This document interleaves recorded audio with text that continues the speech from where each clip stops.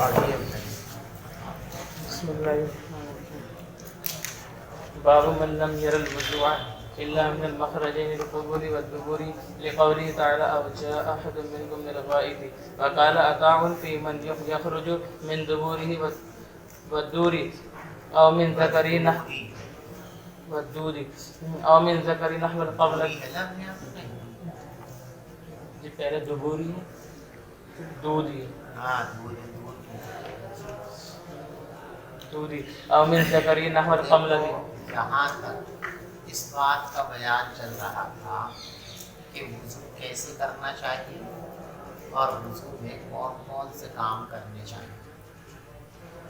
آپ یہ بھی کہہ سکتے ہو کہ یہاں تک وضو کے فرائض اور سنت کا بیان تھا کہ وضو میں کون سی چیزیں فرض ہیں اور کون سی چیزیں سنت ہیں.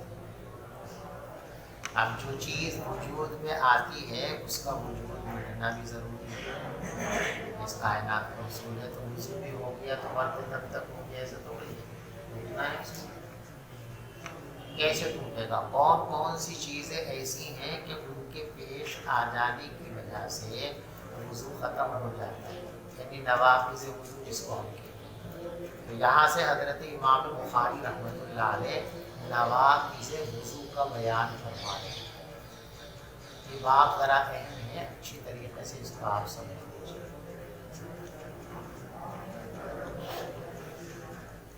امام شافعی رحمۃ اللہ علیہ اور امام احمد ابن حنبل رحمۃ اللہ علیہ، ان حضرات کا مسلک یہ ہے کہ سبیلین سے جو چیز نکلتی ہے،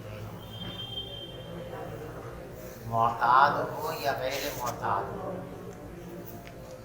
ناپاک ہو یا پاک، جو بھی ان دونوں راستوں سے گزر کر انسان کے جسم سے باہر آئے چیز وہ ناقض وضو. کیا ہے اس کو نہیں دیکھنا، بس پیشاب کے راستے سے نکلا کچھ بھی نکلا، پاخانے کے راستے سے نکلا کچھ بھی نکلا، جو بھی پاخانے کے راستے سے نکلے، پیشاب کے راستے سے نکلے، وہی ناقض وضو.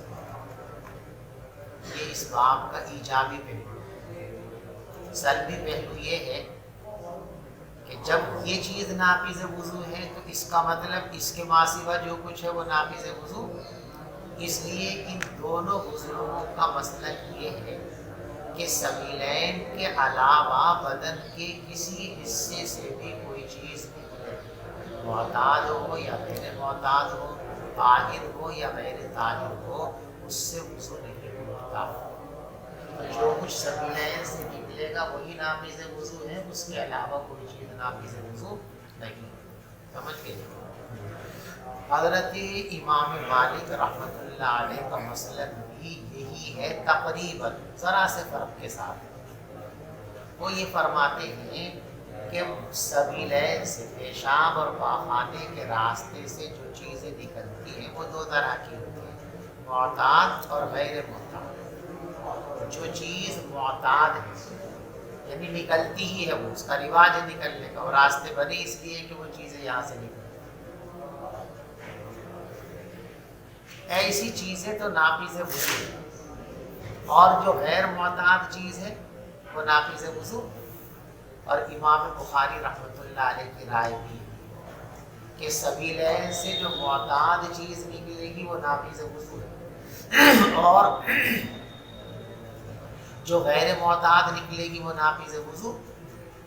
اور سبیلین کے علاوہ دیگر جگہوں سے جو چیزیں نکلتی ہیں اس میں امام بخاری رحمۃ اللہ علیہ، امام مالک رحمۃ اللہ علیہ کی رائے بھی وہی ہے جو امام احمد ابن حنبل رحمۃ اللہ علیہ اور امام شافعی رحمۃ اللہ علیہ کی رائے ہے. یعنی یہ بھی اس کو ناقض وضو نہیں مانتے ہیں. تو امام مالک رحمۃ اللہ علیہ اور شوافع اور حنابلہ کا مسلک بالکل پاس سے ذرا سا فرق ہے، معتاد اور غیر معتاد. بات سمجھ گئے؟ چنانچہ کسی آدمی کے پیشاب کے راستے سے یا پاخانے کے راستے سے اگر کیڑا نکل آئے تو امام مالک رحمۃ اللہ علیہ کے نزدیک اس سے وضو نہیں. امام احمد ابن حنبل رحمۃ اللہ علیہ اور امام شافعی رحمۃ اللہ علیہ کے نزدیک جائے گا، اس لیے کہ سبیلین سے نکلا ہے۔ اور وہ کیا کہتے ہیں، نکلا تو سبیلین سے ہے لیکن یہ معتاد نہیں، غیر معتاد ہے۔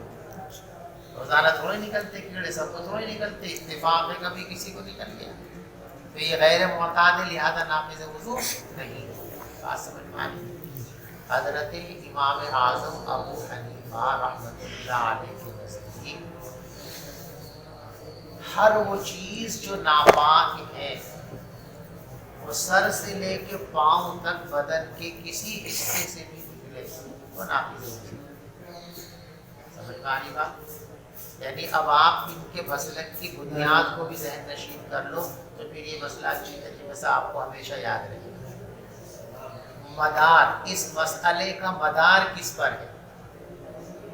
امام اعظم ابو حنیفہ رحمۃ اللہ علیہ کے نزدیک نقض وضو کا مدار خروج نجاست پر ہے۔ اس پر خروج نجاست۔ امام احمد ابن حنبل رحمۃ اللہ علیہ اور امام شافعی رحمۃ اللہ علیہ کے نزدیک مخرج پر ہے۔ اس پر ہے مدار مخرج، نکلتا کہاں سے ہے یہ دیکھا جائے گا، تو ان کے مسلک کا مدار کس پر ہے؟ مخرج پر۔ امام مالک رحمۃ اللہ علیہ کا مخرج اور عادت، ان کی دو چیزیں ہیں، کیا ہے؟ ایک مخرج اور ایک عادت، دو چیزوں کو دیکھتے ہیں۔ ایک تو مخرج کو دیکھتے ہیں کہاں سے نکلا، اور ایک یہ دیکھتے ہیں کہ جو نکلا ہے وہ عادتاً ہے یا غیر عادی ہے۔ تو امام مالک رحمۃ اللہ علیہ کے نزدیک مدار نقض دو چیزیں ہیں، مخرج اور عادت۔ اور امام شافعی رحمۃ اللہ علیہ اور امام احمد ابن حنبل رحمۃ اللہ علیہ کے نزدیک مدار ایک چیز ہے، مخرج، نکلنے کی جگہ۔ یہ دیکھیں نکلا کہاں سے، بدن سے جو چیز نکلی ہمیں یہ نہیں دیکھنا یہ کیا ہے اور کیسی ہے، بس کیا دیکھنا کہاں سے نکلی ہے۔ اگر سبیلین سے نکلی ہے تو ناقض وضو ہے، اور سبیلین سے نہیں ہے، ٹھیک ہے۔ حضرت امام اعظم ابو حنیفہ رحمۃ اللہ علیہ کے یہاں نقض وضو کا مدار جو ہے وہ نجاست پر ہے۔ اس پر مخرج کا اعتبار نہیں ہے، عادت کا اعتبار نہیں ہے، بس مدار کس پر ہے؟ کون الخارجی نجسن، جو چیز بھی نکلی ہے کہیں سے بھی نکلی ہو، اگر پاک ہے تو ناقض وضو نہیں ہے، اور ناپاک ہے تو ناقض وضو۔ سمجھ گئے اچھی طریقے سے مدار؟ یعنی تینوں کے یہاں مدار علیحدہ علیحدہ، بنیاد علیحدہ علیحدہ، اسی لیے اختلاف ہوگا۔ اکثر جو ہے مسائل کے اندر جو مجتہدین کا اختلاف ہے، کبھی دلائل کے اختلاف کی بنیاد پر ہوتا ہے، کبھی نص فہمی کی بنیاد پر ہوتا ہے، اور کبھی ان کے یہاں جو اصول اجتہاد مدار، اس مدار کے اختلاف کی بنیاد پر۔ تو ہمارے نزدیک سر سے لے کے پاؤں تک بدن سے جو چیزیں نکلے گی ہم یہ دیکھیں گے کہ یہ پاک ہے یا ناپاک ہے۔ اگر نکلنے والی چیز پاک ہے تو ناقض وضو نہیں ہے، اور ناپاک ہے تو ناقض وضو ہے، مخرج کا کوئی اعتبار نہیں۔ ان ای مخرج خرج، کسی بھی مخرج سے نکلے اس کا کوئی اعتبار، نکلنے والی چیز جو ہے اس کے پاک اور ناپاک ہونے پر مدار ہے۔ اسی لیے کیڑے کے سلسلے میں ہمارا اور امام مالک رحمۃ اللہ علیہ کے اختلاف ہے۔ ان کے نزدیک کیڑا نکلنے سے وضو نہیں ٹوٹتا کیونکہ وہ غیر معتاد ہے۔ امام احمد ابن حنبل رحمۃ اللہ علیہ اور امام شافعی رحمۃ اللہ علیہ کے نزدیک تو اٹھ جاتا ہے کیونکہ وہ سبیلین سے نکلا ہے۔ ہمارے نزدیک اس میں تفصیل ہے، اگر پاخانے کے راستے سے کیڑا نکلا تو ہم یہ دیکھیں گے کہ اس کیڑے پر پاخانے کا اور نجاست کا کوئی دھبا لگا ہوا ہے۔ اگر ذرا سا بھی پاخانے کا دھبا لگا ہوا ہے، نجاست کا دھبا لگا ہوا ہے، تو ہم یہ کہیں گے کہ وضو ٹوٹ گیا کیونکہ نجاست ہے۔ اور اگر کیڑا اس طرح نکلے کہ اس کیڑے پر ذرہ برابر بھی نجاست کا کوئی ذرہ لگا ہوا نہیں ہے تو ہمارے نزدیک وضو، اس لیے کہ نکلنے والی چیز اگرچہ سبیلین سے نکلی ہے لیکن ناپاک نہیں ہے، اور جب ناپاک نہیں ہے تو وہ ناقض وضو بھی نہیں ہے۔ ہماری بات. تو یہاں امام مالک رحمۃ اللہ علیہ اور اسی طریقے سے امام بخاری رحمۃ اللہ علیہ کی رائے ایک ہے کہ سبیلین سے جو معتاد چیز نکلے گی وہ ناقض وضو ہے، اور جو غیر معتاد نکلے گی وہ ناقض وضو، اور سبیلین کے علاوہ سے کچھ بھی نکلے وہ بھی ناقض وضو نہیں ہے. تو گویا کہ امام مالک رحمۃ اللہ علیہ اور امام شافعی اور امام احمد اور امام بخاری رحمۃ اللہ یہ ما خرج من غیر السبیلین کے بارے میں تو متفق ہے کہ ما خرج من غیر السبیلین فهو لیس بناقض، سبیلین کے علاوہ سے جو کچھ بھی نکلے گا وہ ناقض وضو نہیں ہے. البتہ عادت اور غیر عادت میں اختلاف ہو گیا. یہ دونوں امام کہتے ہیں کہ عادی ہو یا غیر عادی ہو ناقض وضو ہے، اور امام بخاری اور امام مالک رحمہ اللہ کیا کہتے ہیں معتاد ہے تو ٹوٹے گا، غیر معتاد ہے تو نہیں ٹوٹے گا. اسی مسئلے کے لیے حضرت امام بخاری رحمۃ اللہ علیہ بہت سارے دلائل لائے ہیں. ان دلائل کو آپ سمجھیں.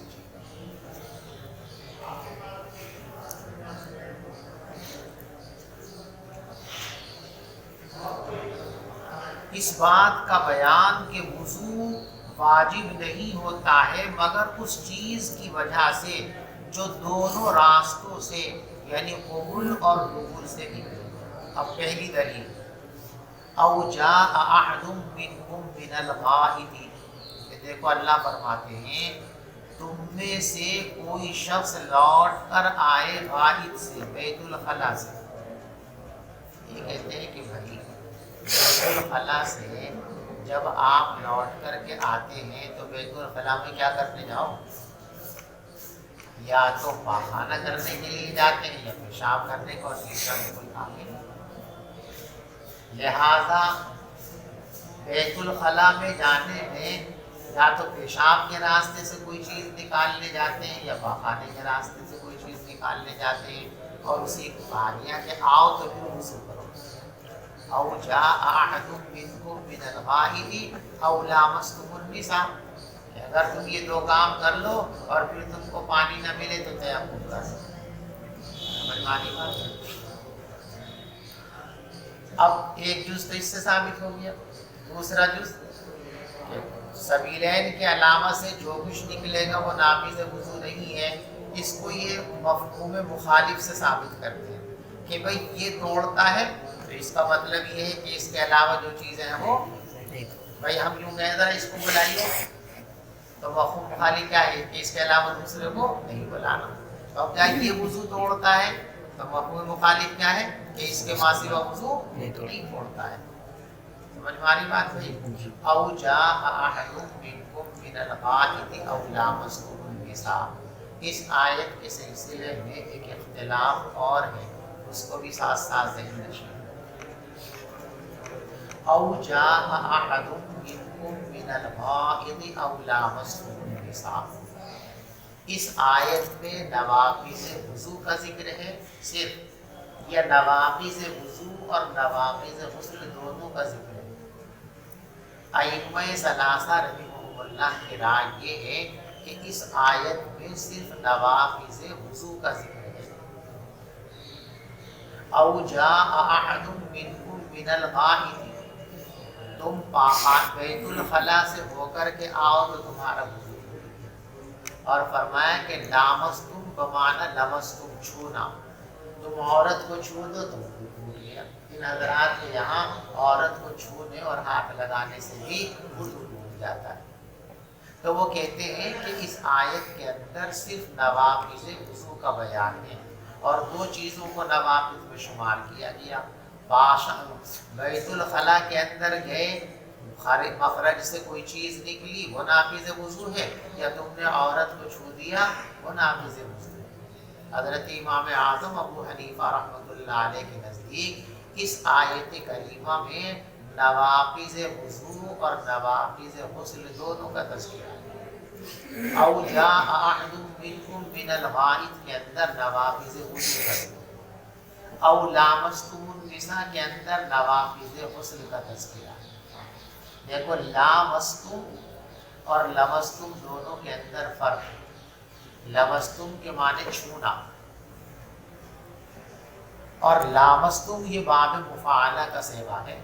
और आपने उसके बारे में पढ़ रखा सर की किताबों के अंदर कि मुफाला का खासा ये है ज़ुहूरुल फ़िअल मिनल जानिबैन, दो तरफा अमल हो बाब मुफाला।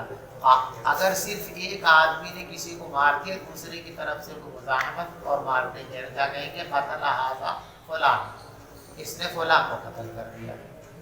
ये भी तलवार चला रहा है, ये भी तलवार चला देगा, क़ातला हाज़ा क़ातिल, इसने इससे क़िताल किया। तो जब तरफ़ैन से फ़ेल का सुदूर होता है तो उसके लिए बाब मुफ़ाला का इस्तेमाल होता है। तो यहाँ बाब मुफ़ाला से औ लामस्तुमुन निसा, या तुम औरत को पकड़ो, और ये पकड़ना जिमा के वक्त होता है।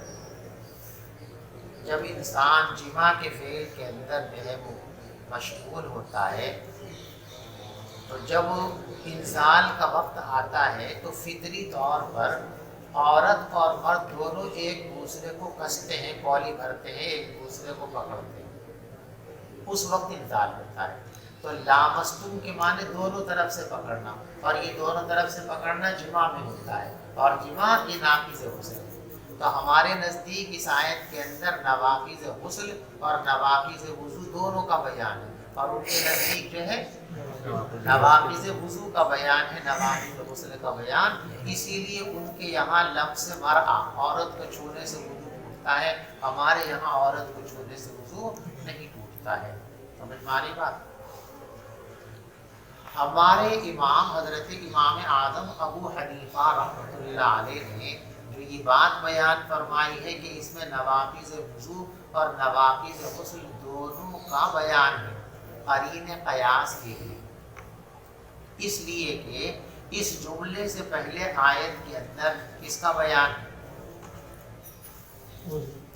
वुज़ू का भी बयान है और गुस्ल का भी बयान है। इज़ा कुंतुम इलस्सलाह फ़ग़सिलू वुजूहकुम व अयदियकुम इलल मराफ़िक़ वम्सहू बिरुऊसिकुम व अर्जुलकुम इलल काबैन। वुज़ू का बयान हो गया। व इन कुंतुम जुनुबन फ़त्तहरू, और अगर तुम जनाबत की हालत में है तो खूब खूब पाकी हासिल करो, यदि अब नहाओ। तो दोनों का बयान है कि नहीं? तो आयत के पहले टुकड़े में जब दो चीज़ों का बयान है, फ़राइज़ वुज़ू और फ़राइज़ गुस्ल की बात हो रही है, तो अब जब नवाक़िज़ को बयान करेंगे तो एक के नवाक़िज़ को बयान करेंगे, दोनों के दोनों करेंगे ना। इसलिए क़रीन क़यास भी यही है कि यहाँ दोनों को माना जाए कि नवाक़िज़ वुज़ू का भी बयान है और नवाक़िज़ गुस्ल का भी बयान है।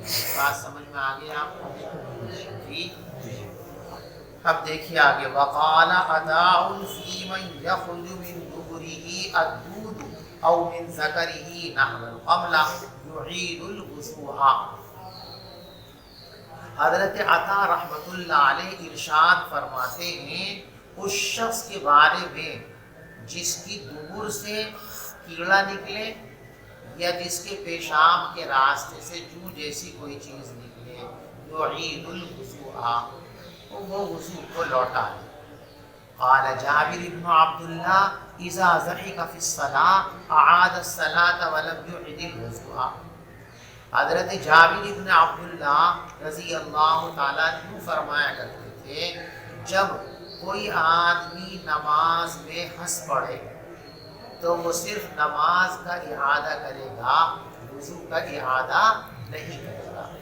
देखो इमाम बुखारी रहमतुल्लाह अलैह का इस्तिदलाल इससे इस तरह है कि हंसी बदन से निकलने वाली एक चीज़ है ना। तो जाबिर इब्न अब्दुल्लाह रज़ी अल्लाह ताला ने हंसी जो मुँह से निकल रही है इसको नाक़िज़ वुज़ू नहीं माना, लिहाजा मालूम हुआ कि सबीलैन के अलावा से जो चीज़ निकलेगी वो नाक़िज़ वुज़ू नहीं।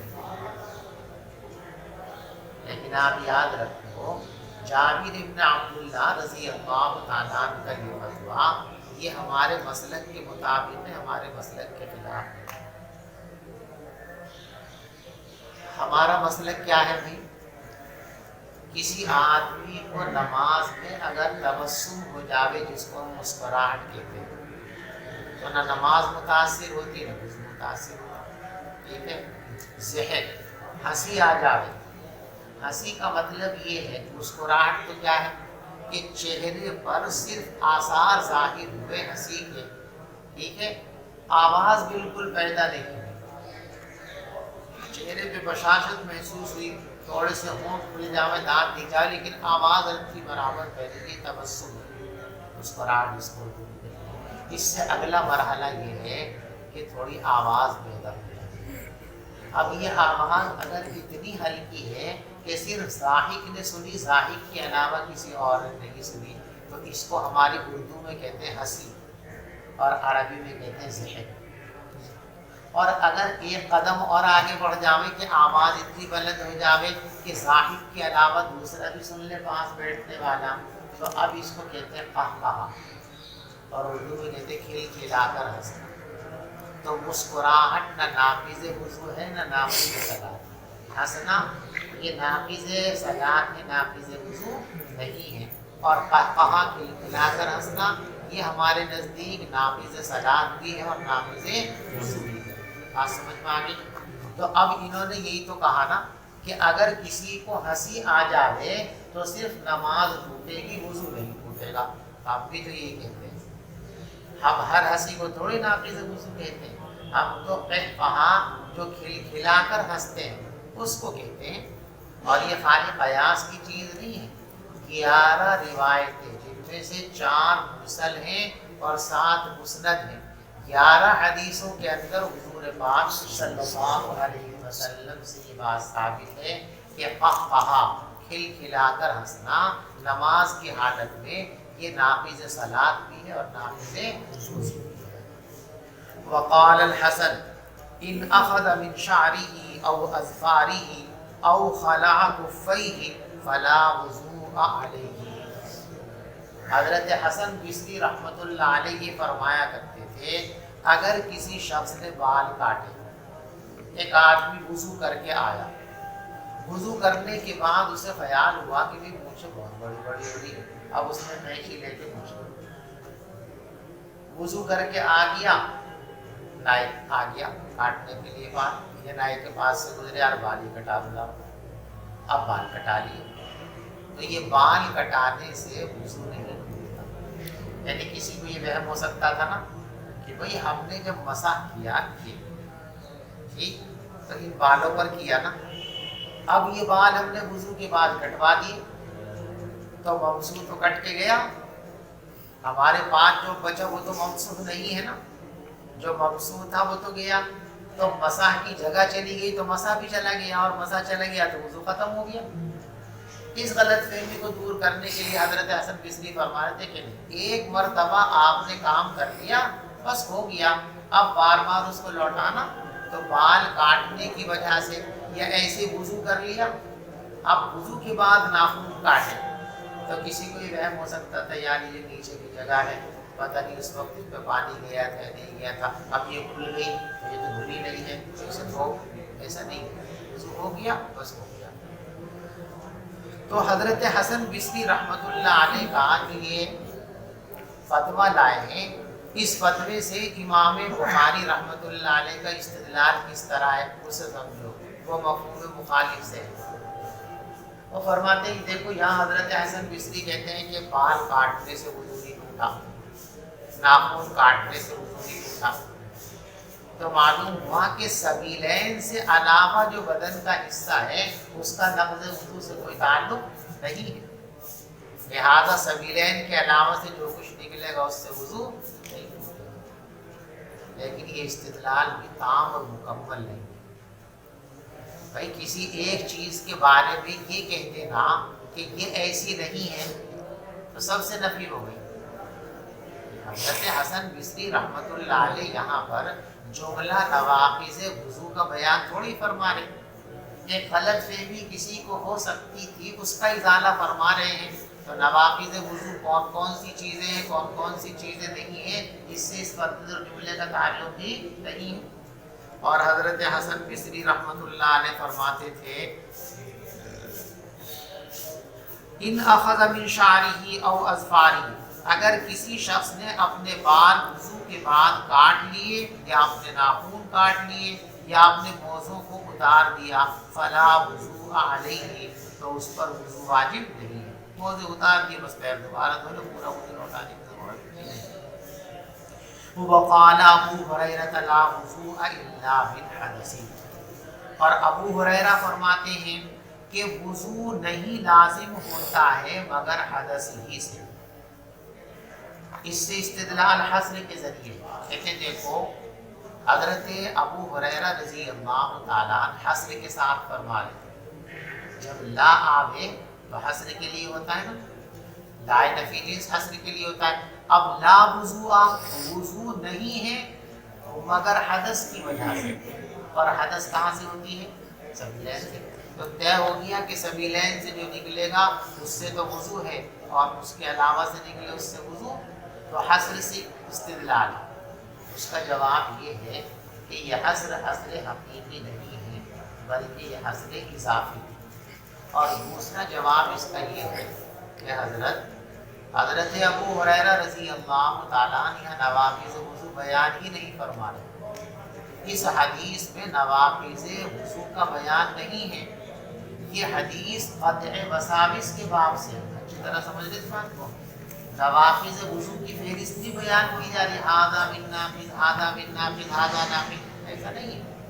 حضرت ابو ہریرہ رضی اللہ تعالیٰ عنہ کی اس حدیث کا تعلق قطع وساوس سے ہے، یعنی فراقل کی صورت میں یہ شبہ وسوسے ذرا شک کی ذہن کے لوگ جو ہوتے ہیں انہیں یہ لگتا ہے یا ٹوٹ یا دیکھیں، عام حالات کے اندر پیٹ میں جو ہوا اور گیس ہوتی ہے جب اس کا دباؤ انسان محسوس کرتا ہے تو اس کے خارج کرنے کا ارادہ کرتا ہے، خارج ہو جاتی ہے، کبھی کبھی بغیر ارادے کی خارج ہو جاتا ہے۔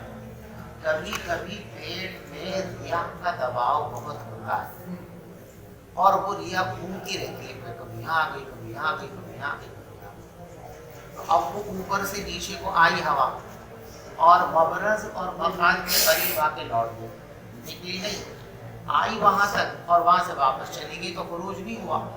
لیکن شک کی بجاد لوگوں کو اس میں جب یہاں تک آئی تو نکل بھی گئی ہوگی، جب رستے تک آ گئی تو نکلی بھی تو ہوگی، یار نہ نکلے ایسا کیسے ہو سکتا، وہ گیا میرا شک کی بجاد لوگوں کو ایسا ہو سکتا ہے۔ تو اس قطع وساوس کے لیے کہا گیا کہ یہ شبہ سے کچھ نہیں ہوتا، تمہیں شبہ ہو رہا نکل گئی ہوگی تو شبہ سے وضو، الیقین لا یزول بالشک، جو یقینی چیزیں ہیں وہ شک، ارے ذرا کتا بھگا تشریح میں آگے، جو یقینی چیزیں ہیں وہ میں شبہ کی بنیاد پر، تو قطع وسوسہ کے لیے کہ ہوا اگر آ گئی اور لوٹ گئی پیٹ میں گھوم رہی تو پیٹ میں گھومنے دو، اس سے کیا ہوتا ہے، نکلے گی، یقین ہو جائے تم کو نکلنے کا۔ جیسے فرمایا حتی یسمع صوتا او یجید ریحا، بھائی جب تک تمہاری نماز اور تمہارا وضو خراب نہیں ہوگا، جب تک کہ تم آواز نہ سن لو یا جب تک کہ بو محسوس نہ کر لو، یعنی یقین ہو جائے اب وضو ٹوٹے گا، یقین نہیں ہے شبہ پیدا ہوا تو اس سے وضو۔ تو اس روایت کا تعلق نوافذ وضو کے بیان سے نہیں ہے بلکہ اس روایت کا تعلق قطع وساوس سے ہے کہ بلا وجہ کے شکوک و شبہات میں مبتلا ہم کو نہیں ہونا چاہیے۔ سمجھ میں آ رہی بات نہیں؟ وَيُذْكَرُ عَنْ جَابِرٍ أَنَّ النَّبِيَّ صلی اللہ علیہ وسلم كَانَ فِي غَزْوَةِ ذَاتِ الرِّقَاعِ فَرُمِيَ رَجُلٌ بِسَهْمٍ فَنَزَفَهُ الدَّمُ فَرَكَعَ وَسَجَدَ وَبَدَأَ مِنْ صَلَاتِهِ۔ غزوہ ذات الرقاع کے موقع پر ایک جگہ جو حضور پاک صلی اللہ علیہ وسلم نے قیام فرمایا تو دشمن رات میں غفلت کا فائدہ اٹھا کر نقصان نہ پہنچا دے، دو صحابہ کی نیند بھی ایک پہاڑی کے اوپر لگا دی کہ تم جاگتے تھے نا، نگرانی کرنا۔ یہ دو چوٹی پہ جا کے بیٹھ گئے۔ اب ان کا مشورہ ہوا کہ بھی دونوں ایک ساتھ جاگیں گے تو دونوں تھک جائیں گے، ہو سکتا ہے رات کے اخیر حصے میں دونوں چت ہو جاؤں، بہتر یہ ہے کہ بات کر لو، پہلے تم سو جاؤ کچھ دیر کے لیے، میں جاگ رہا ہوں، پھر تم جاگ جانا، میں سو جاؤں گا، تو نگرانی بھی مکمل ہو جائے گی اور دونوں مشقت سے بچ جائیں گے، طے ہو گیا۔ تو جن کی جاگنے کی باری تھی وہ جاگتے رہے اور دوسرے سو گئے۔ اب ہمارے لوگ اگر جاگیں گے تو آج کے زمانے کے اندر تو طلبہ کا بہترین مشغلہ موبائل ہے کہ جاگ رہے ہیں تو کیا کریں گے، ٹک ٹک ٹک ٹک ٹک ٹک ٹک کریں، مطالعہ کریں، تسبیح پڑھیں، یہ تو ہم جانتے ہیں، اللہ ہماری مدد فرمائے۔ لیکن وہ لوگ اپنے وقت کو جانتے تھے، اپنی زندگی کے مقصد کو جانتے تھے۔ بھائی جاگوں تو خامخواہ سے جاگوں، جاگ رہا ہوں تو فائدہ اٹھاؤں، لہٰذا انہوں نے نفلیں شروع کر دی۔ وہ تو سو گئے، جن کی جاگنے کی باری تھی انہوں نے نماز شروع کر دی۔ اب جو دشمن دور سے گھات لگائے ہوئے تھے، جو لیٹے ہوئے تھے، وہ تو دکھ نہیں رہے تھے۔ یہ کھڑے تھے نماز میں، یہ دیکھے تو اسے لگا کہ اکیلا آدمی ہے، اسے گراؤں اور پھر ادھر سے جاؤں دوسروں کو نقصان پہنچانے۔ تو اس بدبخت نے تیر برسانے شروع کر دیے۔ جو نماز پڑھ رہے تھے صحابی، ان کو تیر لگا اور تیر سے ان کا بدن خون میں لت پت ہو گیا، لیکن انہوں نے نماز نہیں توڑی، زخمی ہونے کے باوجود نماز پڑھتے رہے، رکوع کیا، سجدہ کیا، اس کے بعد تشہد سے فارغ ہو کر سلام پھیر دیا۔ سلام پھیرنے کے بعد اب اپنے اس ساتھی کو جگایا کہ ان کا ذرا دیکھو کیا ہو گیا۔ انہوں نے کہا یار تم نے یہ کیا کیا، مجھے پہلے سے جگہ دیتے اتنا کون دے گیا۔ جب ان کی باتیں ہونے لگی تو اب وہ جو دشمن گھات میں تھا اسے لگا کہ بھئی یہاں اکیلے نہیں ہیں، اور بھی ہیں، وہ بات گیا وہاں سے۔ تو جب انہوں نے یوں کہا کہ تم نے مجھے تیر لگا، اس سے امام بخاری رحمۃ اللہ علیہ کا استدلال یہ ہے کہ دیکھو یہ نماز پڑھ رہے ہیں، تیر لگا، وہ نکلا، اس کے باوجود یہ نماز پڑھتے رہے۔ تو اگر خون سے وضو ٹوٹتا تو بے وضو نماز پڑھتے؟ وضو ٹوٹتے ہی تو حکم یہ ہے کہ ایک سیکنڈ کی تاخیر کے بغیر نماز کو ختم کر دینا چاہیے۔ تو یہ صحابی اگر خون کو ناقض وضو سمجھتے تو ایسی صورت کے اندر جو ہے یہ نماز ختم کر دیتے۔ نماز ختم نہیں کی، اس کا مطلب یہ ہے کہ یہ خون کو ناقض وضو نہیں مانتے، لہذا معلوم ہوا کہ بدن کے کسی حصے سے نجاست کا نکلنا وہ ناقض وضو نہیں ہے۔ دیکھو خون نجس ہے لیکن بدن سے نکلتا رہا اور یہ محترم نماز پڑھتے رہے، معلوم ہوا کہ خون ناقض وضو نہیں ہے۔ سمجھیے استدلال۔ اس استدلال کا جواب یہ ہے کہ بھائی یہ واقعہ احکام کے باب سے نہیں ہے، یہ عشق کے باب سے ہے، اور عاشقوں کی دنیا علیحدہ ہوئی۔ عشق کا جو معاملہ ہے اس کے سارے کام دوسرے ہیں۔ مکتب عشق کے انداز نرانے دیکھے، اس کو چھٹی نہ ملی، جس نے سب یاد کیا، جس کو یاد نہیں اس کو بگ جاتا۔ آج کوئی جس نے یاد کر لیا اب یہ کر اب یہ کر، اس کی چھٹی نہیں ہوتی۔ تو عشق میں جو کام کرتا ہے اس کو چھٹی نہیں ہوتی، جو کام نہیں کرتا۔ تو عشق و محبت کے معاملات جدا گانا ہوتے ہیں، ان کا عام احکام سے تعلق نہیں ہے۔ یہاں یہ عشق قرآن میں مبتلا ہے، اور عاشق تو اپنے معشوق کے سامنے کسی چیز کو دیکھ ہی نہیں پاتا، نگاہوں کے سامنے جو چیز ہوتی ہے اس کا نہیں پتہ چلتا، وہ تو ساری معشوق کے ماں سوا کائنات کی ہر چیز سے وہ باخبر بے خبر ہوتا ہے۔ تو یہ عشق کے قبیل سے خود روایت میں ہے نا، بھائی کیوں نہیں توڑی تم نے نماز؟ کیا کہا؟ کیوں نہیں کہا کہ بھی توڑنے کی کیا ضرورت تھی، خون سے کا وضو تھوڑی ٹوٹے؟ کیا فرمایا؟ بھائی میں ایسی صورت پڑھ رہا تھا کہ بیچ میں اس کو روک، اتنا مزہ آ رہا تھا کہ میں اس سے رشتہ منقطع کرنا نہیں چاہتا تھا، اس لیے میں نے نماز نہیں توڑی۔ تو اس کا نواقض وضو کے مسائل سے تعلق نہیں ہے، یہ عشق کے باب سے روایت ہے۔ سمجھ میں آ رہی بات؟ اور کیا ہے بھائی؟ وقال الحسن ما زال المسلمون يصلون في جراحاتهم۔ حسن بصری رحمۃ اللہ علیہ فرماتے ہیں کہ دور اول کے مسلمانوں کا حال یہ تھا کہ وہ زخموں کے باوجود نماز پڑھتے رہتے تھے۔ ان کا استدلال اس طرح ہے کہ زخم ہے اور نماز پڑھ رہے تو زخم میں تو خون بہے، تو خون بہتے بہتے یہ نماز پڑھ رہے ہیں، لہذا معلوم ہوا کہ خون ناقض وضو نہیں ہے، یعنی خالی سبیلین کے علاوہ سے اگر کچھ نکلے تو وہ ناقض وضو، اس لیے کہ اگر ناقض وضو ہوتا تو یہ نماز کیسے پڑھتے؟ اس کے دو جواب ہیں ہماری طرف سے۔ پہلا جواب یہ ہے کہ بھئی اس کا یہ مطلب نہیں ہے کہ زخموں سے خون بہ رہا تھا نماز پڑھ رہے تھے، اس کا مطلب یہ ہے حضرت حسن بصری رحمۃ اللہ علیہ زمانے کا فرق بتا رہے ہیں کہ پہلے لوگ شریعت کے ایسے دل دادا تھے کہ بیماری کی حالت میں بھی وہ نماز سے غفلت نہیں برتتے، اور اب ذرا سا نزلہ ہو گیا، بھی طبیعت ٹھیک نہیں تو سب نماز چلو کل وقت دیکھ لو، شام کو دیکھ لو، ذرا سا بخار ہو گیا نماز میں، ذرا سا درد میں نماز، ایسے نہیں تھے۔ درد نزلہ بخار تو ان کے بدن کٹے ہوئے ہوتے تھے، اس کے باوجود بھی نماز اپنے وقت ہی پر پڑھتے تھے۔ حضرت عمر رضی اللہ تعالیٰ عنہ کو شہید کیا گیا، خنجر مار دیا گیا، اس زخمی حالت میں بھی کیا ہے نماز کا کیا ہوا؟ تو یہ حضرات زخمی اور بیمار ہونے کے باوجود بھی نماز سے غافل نہیں ہوتے تھے، یہ مطلب ہے حضرت حسن بصری رحمۃ اللہ علیہ کا قول۔ یہ مطلب نہیں کہ زخموں سے خون بہتے بہتے نماز پڑھ رہے تھے۔ اور دوسرا جواب اس کا یہ ہے کہ جس کے زخم میں خون نکلنے لگا اور خون بند ہی نہیں ہو رہا، اگر ہم یہی مان لیں کہ زخموں سے خون بہتا رہتا تھا اور یہ نماز پڑھتے رہتے تھے، تو جس کا خون نہ رکے بہتا ہی رہے اسے کیا کہتے ہیں؟ بولو، معذور نہیں کہتے اس کو، معذور۔ بھائی ان کے زخموں سے خون بہ رہا ہے مسلسل تو یہ تو معذور ہے نا، اور معذور کے لیے حکم کیا ہے کہ وہ ایک بار وضو کر لیں، تو اب جب تک اس نماز کا وقت باقی رہے گا اس عذر کی صورت میں جو کچھ نکل رہا ہے اس سے ان کا وضو، تو یہ تو معذور ہے، اور معذور کے لیے مسلسل بہنے والا خون ایک وقت تک ناقض وضو نہیں ہے، لہذا ہم بھی اسی کو مانتے ہیں۔ یہاں مسئلہ یہ ہے کہ خون نکلا اور اس میں عذر کی صورت پیدا نہیں ہوئی تو ناقض وضو ہے کہ نہیں ہے؟ ہمارے نزدیک وہ ناقض وضو ہے۔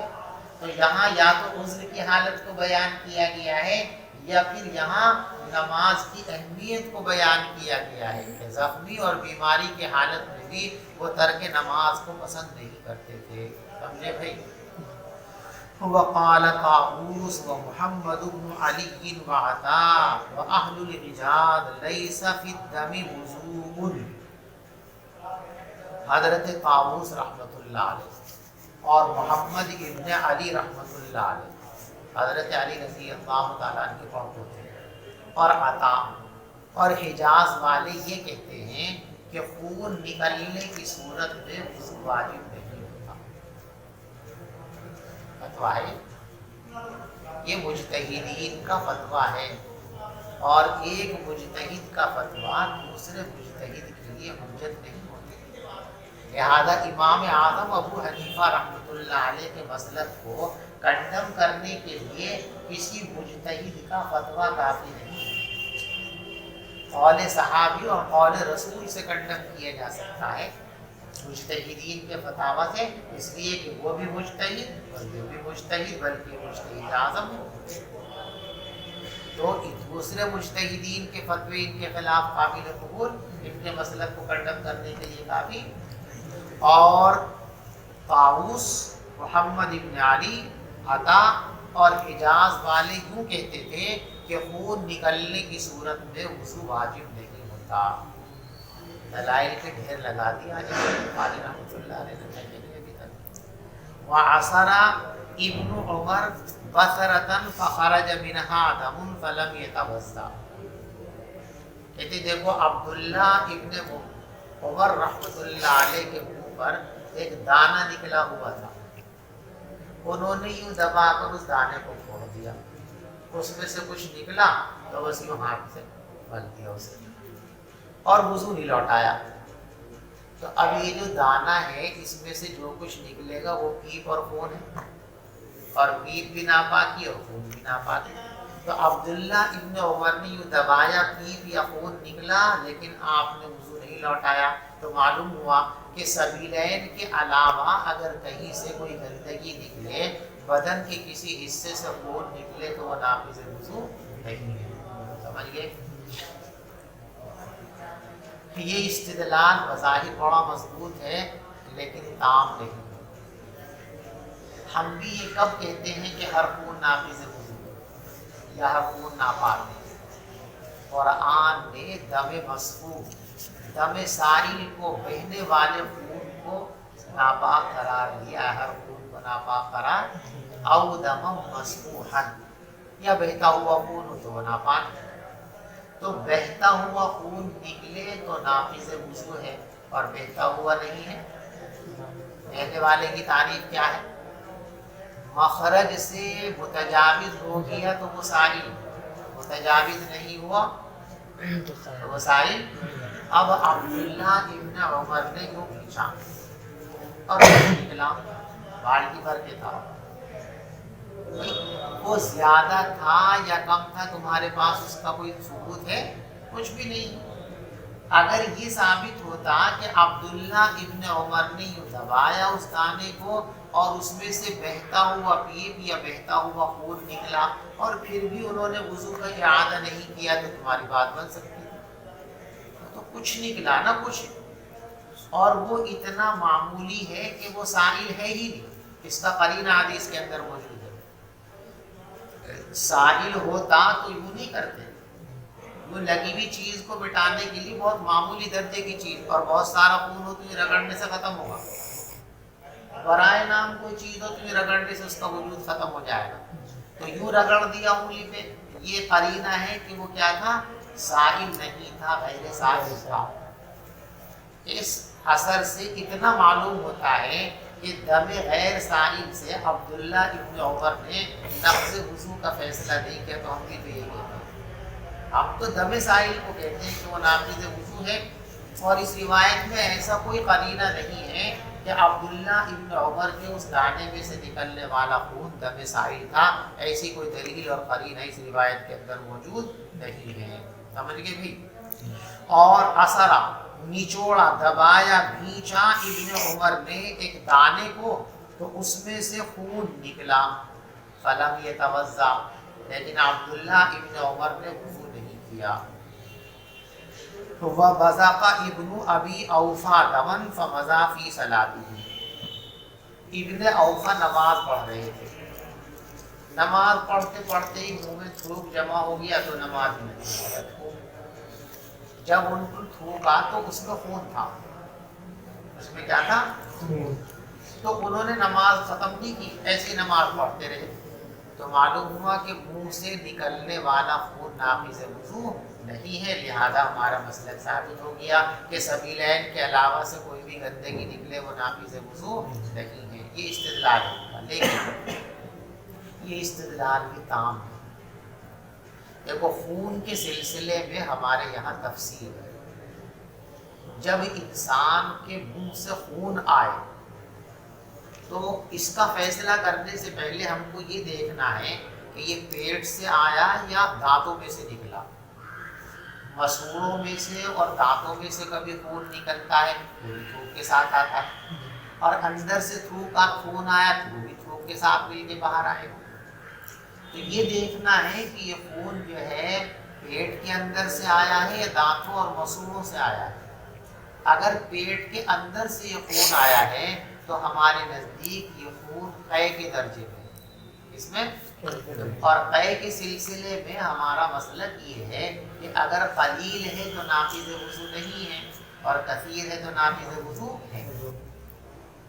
और अगर दांतों और मसूड़ों में से निकला है तो फिर उसके लिए हुक्म ये है कि अगर थूक गालिब है, खून मग़लूब है तो वह नाफिज़ वज़ू, इसलिए कि जो जरी बहुत कलील होती है वो कल अदम होती है, और अगर थूक मग़लूब है और खून गालिब है तो फिर वो नाफिज़ वज़ू है।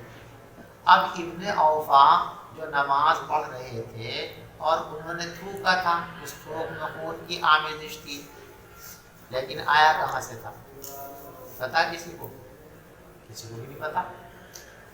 गालिब था या मग़लूब था, ऐसा भी इस रिवायत के अंदर कोई, इस रिवायत में अगर ये दो चीज़ें क्लियर और वाज़ेह होती कि वो गालिब था या मग़लूब था, पेट से आया था या मसूड़ों से निकला था, تب یہ مسئلے کے لیے دلیل بن سکتا تھا یہ اثر، لیکن یہاں ایسا کچھ بھی، لہٰذا یہ روایت اس سلسلے کے اندر مثبت ثابت نہیں ہو سکتی کسی مسئلے کے لیے۔ وقال ابن عمر والحسن فی من احتجم لیس علیہ الا غسل محاجمہ، یہ دو بزرگوں کا حوالہ ہے، عبداللہ ابن عمر رضی اللہ تعالیٰ اور حضرت حسن، یہ دونوں یوں فرماتے ہیں کہ کوئی آدمی اگر سنگھی لگواوے تو بس اس کے ذمے یہ ہے کہ جہاں سنگھی لگی اس جگہ کو دھو لے، اور کچھ نہیں۔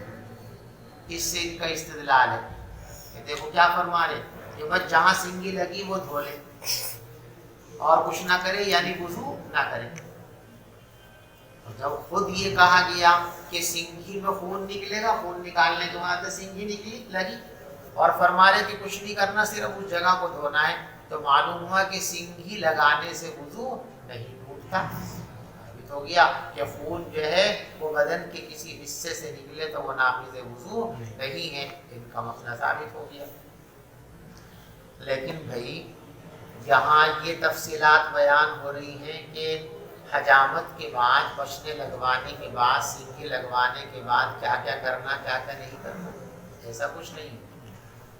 اس روایت میں ایک وہم کو دور کرنا مقصد ہے۔ بھائی سنگھی یہاں لگی، آپ سمجھو جی سنگھی لگی ہے تو پورا بدن مجھے دھونا پڑے گا، نہانا پڑے گا، ارے ایسا نہیں ہے۔ سنگھی لگانے سے پورے بدن کو دھونا ضروری نہیں ہے۔ جہاں سنگھی لگی ہے وہاں چونکہ خون لگا ہے، اور گندگی جتنی جگہ لگے اتنی جگہ دھونا کافی ہے، پورے بدن کو دھونا۔ بھائی یہاں کسی کی جو ہے گندگی لگ گئی تو اب پورا ہاتھ دھوئے، پورا دھوئے گا، اتنے حصے کو دھو لے گا، یہاں تک دھوئے گا۔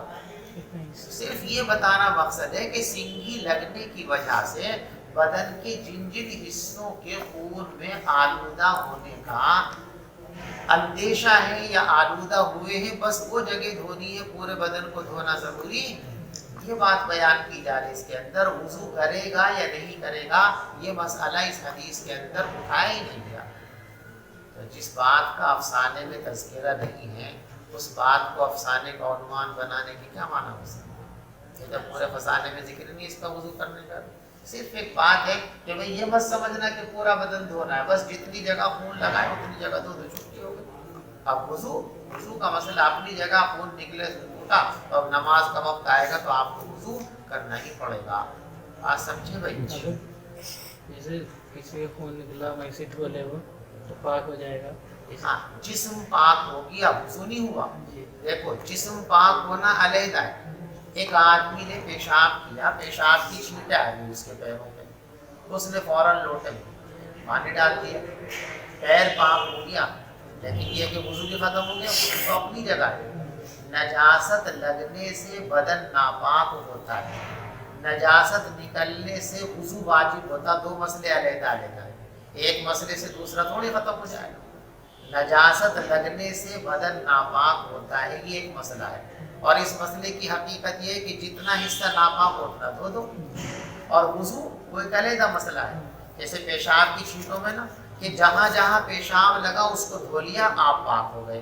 پاک کا مطلب یعنی اب آپ کا بدن گندا نہیں ہے، لیکن خروج پیشاب سے جو وضو ٹوٹا ہے وہ اپنی جگہ ہے۔ یہاں بھی کہ یہاں ایک ہے خروج دم اور ایک ہے تلبس بالدم، تو یہ تلبس بالدم کا مسئلہ ہے کہ خون لگا ہے تو بدن کو دھونا ہے تو پورے کو نہیں دھونا، جتنے میں جہاں پر سنگھی لگی ہے اتنے میں خون لگا اتنا دھو لو، بات ختم ہو گئی۔ اب خروج دم سے وضو آتا وہ ایک علیحدہ مسئلہ، اس کا یہاں پر کوئی تذکرہ نہیں ہے۔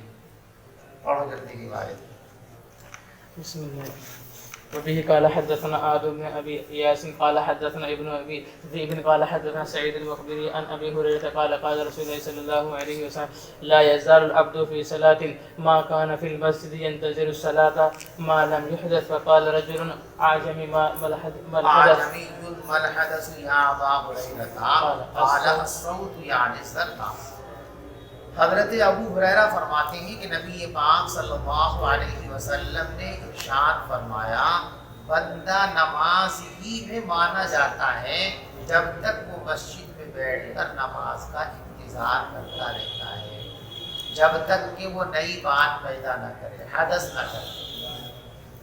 تو عربوں کو تو حدث کی یہ معنی معلوم تھے، ایک عجمی بھی تھے وہاں پہ، وہ سمجھے تھی کہ نئی بات پیدا کرنے کا کیا مطلب ہے۔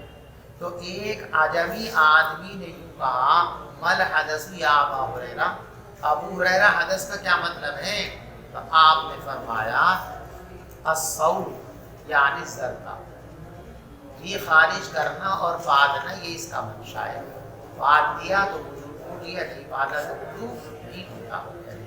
وفي قال حدثنا ابو الوليد قال حدثنا ابن عيينة عن الزهري عن عباد بن تيم عن عمي عن النبي صلى الله عليه وسلم قال لا ينصرف حتى يسمع صوتا او يجد ريحا. وبه قال حدثنا قتيبة قال حدثنا جرير عن الأعمش عن المنذر بن أبي أعلى الثوري عن محمد بن الحنفية قال علي كنت رجلا وضاء فاستحييت أن أسأل رسول الله صلى الله عليه وسلم فأمرت المقداد بن الأسود فسأله فقال فيه الوضوء۔ دیکھو روایت کتاب العلم کے اندر ابھی گزری ہے، اس سے استدلال ان کا کیا ہے اس کو دیکھ لیجیے۔ امام بخاری فرماتے ہیں کہ دیکھو وضی نکلنے سے وضو ٹوٹ جاتا ہے، یہ بیان فرمایا، اور وضی کہاں سے نکلتی ہے؟ میں سے اگلے حصے سے نکلتی ہے۔ تو اب مفہوم مخالف سے استدلال کرتے ہیں کہ پیشاب گاہ سے وضی نکلی تو وضو ٹوٹا، اس کا مطلب یہ ہے کہ پیشاب گاہ کے علاوہ سے کہیں سے کچھ نکلے تو پھر وہ ناقض وضو۔ لیکن مفہوم مخالف مسائل کے سلسلے میں ہمارے یہاں معتبر نہیں ہے، اس لیے کہ مسائل کی بنیاد رکھی جاتی ہے یقینی اور مستقل باتوں پر، اور مفہوم مخالف یہ یقینی اور مستقل چیز نہیں ہے، لہذا اس پر مسائل کی بنیاد بھائی آپ نے فرما دیا کہ مضی سے وضو ٹوٹ گیا، ٹھیک ہے، اب مضی کے ماں سوا سے وضو نہیں ٹوٹے گا، یہ اس میں کہیں سمجھ میں آ رہی بات؟ چیز ہے، چلیے۔ وبه قال حدثنا سعد بن حفص قال حدثنا شيبان عن يحيى عن ابي سلمة عن عطاء بن يسار اخبره ان زيد بن خالد اخبره انه سأل عثمان بن عفان قلت ارايت اذا جامع ولم يؤمن قال عثمان يتوضأ كما يتوضأ للصلاة ويغسل ذكره۔ قال عثمان ایک شخص نے حضرت عثمان بن عفان رضی اللہ تعالیٰ عنہ سے پوچھا اور یوں کہا کہ آپ کی کیا رائے ہے جب کوئی آدمی جمع کرے اور اس کو منی نہ نکلے، صحبت کرتا ہے اس کے نتیجے میں انزال ہوتا ہے، لیکن کبھی کبھی ایسا بھی ہو سکتا ہے کہ کسی عذر کی وجہ سے انزال نہ ہو، یا آدمی کسی جلدی کی وجہ سے عذر کی وجہ سے انزال کے مرحلے سے پہلے جمع کا عمل ترک کر دے تو اس کو انزال نہ ہو۔ تو جمع کیا لیکن انزال نہیں ہوا تو یہ بات ناقض وضو ہے یا ناقض غسل ہے؟ اس مسئلے میں صحابہ کے زمانے میں اختلاف تھا، کچھ اس کو ناقض وضو مانتے تھے، کچھ اس کو ناقض غسل مانتے تھے۔ حضرت عمر کے زمانے میں جب اس اختلاف نے شدت اختیار کی تو آپ نے میٹنگ کی اور پوچھا، لوگوں نے کہا جی ہمیں تو یوں معلوم طے نہیں کر سکے، تو کہا جی ازواج مطہرات سے پوچھو۔ تو پہلے حضرت حفصہ سے پوچھا گیا، انہوں نے کہا کہ میرے ساتھ یہ سوال کے ساتھ نہیں آیا۔ پھر حضرت عائشہ سے پوچھا گیا، انہوں نے فرمایا کہ ہاں میرے ساتھ ایسا ہوا، ایک مرتبہ حضور پاک صلی اللہ علیہ وسلم جمع فرما رہے تھے اور انزال سے پہلے ہی علیحدہ ہو گئے تھے، تو آپ نے بھی غسل فرمایا تھا اور میں نے بھی غسل کیا تھا۔ جب یہ اطلاع ملی تو اب حضرت عمر کی اس میٹنگ میں اجماع ہو گیا صحابہ کرام کا کہ صحبت کا عمل شروع ہوا تو غسل واجب ہو گیا، انزال منی ہو یا انزال منی نہ ہو۔ یہ مسئلہ تفصیل کے ساتھ کتاب الغسل کے اخیر میں آئے گا ابھی چند دن کے بعد، اجمالی طور پر یہ بات آپ ذہن نشین کریں، ٹھیک ہے بھائی۔ اس سے بھی ان کا استدلال یہ ہے کہ دیکھو یہاں وضو کے لیے کہا گیا، غسل کے لیے نہیں کہا گیا، لہذا جو چیز بھی سبیلین سے کوئی چیز نکلے تو وضو ٹوٹے گا، نہیں نکلے تو نہیں ٹوٹے گا، کیونکہ یہاں بھی سبیل مرد کا عزم تناسل عورت کی شرمگاہ کے اندر گیا تو رطوبت تو نکلے گی، عورت کی شرمگاہ کے اندر رطوبت ہوتی ہے وہ رطوبت مرد کے عزم تناسل سے چپکے گی. جب وہ اپنے عزم تناسل کو باہر کرے گا تو وہ رطوبت باہر آ گئی نا. اور اس میں فرمایا کہ وضو ہے. یا یوں کر سکتے استدلال کہ دیکھو مزی نکلی اور اس سے کہا کہ اس سے وضو, اور مزی نکلتی پیشاب گاہ سے, لہٰذا جو پیشاب گاہ سے نکلا وہ تو ناقض وضو ہے, اور جو اس کے علاوہ سے نکلے وہ ناقض وضو. لیکن دونوں صورتوں کے اندر یہ استدلال قابل قبول نہیں ہے, اس لیے کہ مفہوم مخالف کا مسائل کے اندر اعتبار نہیں ہوا کرتا ہے. چلیے قال عثمان سمعته من رسول صلی اللہ علیہ وسلم فسألت عن ذلك علی و زبیر و طلحہ. یہ صاحب جو ہیں کہتے پہلے تو میں نے یہ مسئلہ حضرت عثمان سے پوچھا کہ اگر صحبت کریں اور انزال نہ ہو تو کیا حکم ہے. تو انہوں نے کیا فتویٰ دیا کہ صرف وضو واجب ہوگا, غسل واجب نہیں ہوگا. میں نے مزید تحقیق کے لیے اور اطمینان قلب کے لیے یہی مسئلہ پھر حضرت علی سے جا کر کے پوچھا, اور میں نے یہی مسئلہ جو ہے حضرت زبیر سے پوچھا, حضرت طلحہ سے پوچھا اور حضرت ابی ابن کعب سے پوچھا. فَأَمَرُوا بِذَلِكَ, ان سب نے بھی یہی حکم دیا, ان سب کا بھی یہی فتویٰ تھا کہ صرف کیا واجب ہوگا, وضو واجب ہوگا, غسل واجب نہیں. لیکن ہم بتا چکے کہ یہ اختلاف پہلے تھا, پھر حضرت عمر کے دور میں اس پر اجماع ہو گیا تھا کہ انزال ہو یا نہ ہو اذا التقى الختانان فقط وجب الغسل. جب عورت اور مرد کی شرمگاہ آپس میں ٹچ ہو گئی, مل گئی, تو غسل واجب ہو گیا, انزال ہوا ہو تب بھی اور انزال نہ ہوا ہو. تو شو کرے. اب بعد میں کافی وقت بھی گزر گیا, نماز پڑھ لی تو اتنا حصہ رہ گیا تو باقی اس پہ پانی پھیر لے تو وضو ہو گیا. ہاں, اگر کوئی ناقض وضو پیش نہیں آیا ہے تو بس اتنے حصے کو دھو دینا اور بھگو دینا کافی ہے. البتہ اس حال میں جو نماز پڑھ لی تھی اس نماز کا اعادہ ضروری ہے, کیونکہ جب تک وضو مکمل نہیں تھا تو نماز بھی نہیں. تو جب بھی یاد آوے 1 گھنٹے میں 2 گھنٹے 10 گھنٹے بعد بھی اگر یاد آوے تو اتنا حصہ وضو آپ کا پورا ہو گیا. لیکن اس بیچ میں جو نمازیں پڑھ رکھی ہیں آپ نے اس کا نمازیں بے وضو ہوئی ان کا اعادہ ضروری ہے. جیسے جی وضو کے بعد 2 رکعت تحیۃ الوضو ہوتی ہے تو اس کا وقت کب تک رہتا ہے؟ یعنی مثلا ہم نے بھی وضو کیا اور وضو سوکھ گیا. دیکھو اصل تو اس کا وقت علی الفور ہے, لیکن توسع ہے. جب تک آپ کسی دوسرے عمل میں مشغول نہیں ہوئے تحیۃ الوضو کا وقت ہو گیا. کسی دوسرے عمل کے اندر مشغول ہو گئے تحیۃ الوضو کا وقت ہو گیا. علی الفور ہے. علی الفور نہیں کر سکے تو کب تک کر سکتے ہو؟ ما لم یشتغل شغلا آخر, جب تک دوسرے کسی عمل میں مشغول نہیں ہوئے کر سکتے ہو. دوسرے عمل میں مشغول ہو گئے تو وقت ختم. حضرت کسی زخم میں غیر سائل دم غیر سائل ہے, کسی زخم پہ دم غیر سائل ہے تو ہم نے اسے دوسری جگہ لگا دیا تھا تو وہ ضرور جائے. جی مثلا میں کوئی زخم ہے اس میں خون ہے لیکن بہرا نہیں ہے, دوسری جگہ دم غیر سائل کو وہاں سے ہٹا کر کہیں اور لگا دینے سے نہ وضو ٹوٹتا ہے نہ بدن ناپاک ہوتا ہے.